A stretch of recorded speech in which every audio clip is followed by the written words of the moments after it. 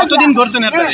বলছি অনেক কোরবানি দিয়ে টাকা দিচ্ছি রোজার ঈদে কাগজ দিচ্ছি আজ পর্যন্ত আমরা কোনো সাহায্য পাইনি। বলে আমাকে সাহায্য করতে হবে, আমাকে থেকে চাইবে তাকেও আমরা চাবো।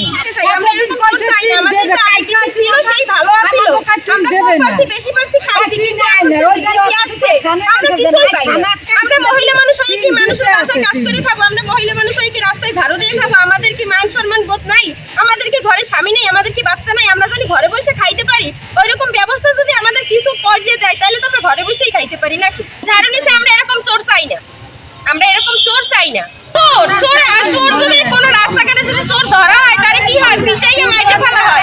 আমরা তো শুধু ঝাড়ু নিছি, আমরা তো তারে মারি নাই ঝাড়ু দিয়া। এরা বিগত দিনে সাহায্য সহযোগিতার জন্য এই ডিসি অফিসে আসছিল।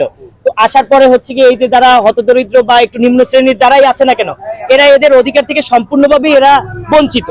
তো যার জন্য এরা এদের যে নির্দিষ্ট দাবি দেওয়া, অর্থাৎ একজন নাগরিক হিসেবে যতটুকু প্রশাসনের কাছে বা প্রতিনিধির কাছে, জেলার প্রতিনিধির কাছে যে যতটুকু তাদের চাহিদা, তারা কোনো সবটুকু থেকেই বঞ্চিত। বিশেষ করে এই যে ডিসি অফিস থেকে যে আর্থিক অনুদান বাবদ যে চাল, তারপরে এই যে এনাদের নদী তীরবর্তী অঞ্চলে এদের বাড়িঘর, ঠিক আছে, এদের বাড়িঘরের টিনের জন্য এরা বহুবার আবেদন করছে, কিন্তু তাদের আবেদনের মতোই পইরা আছে।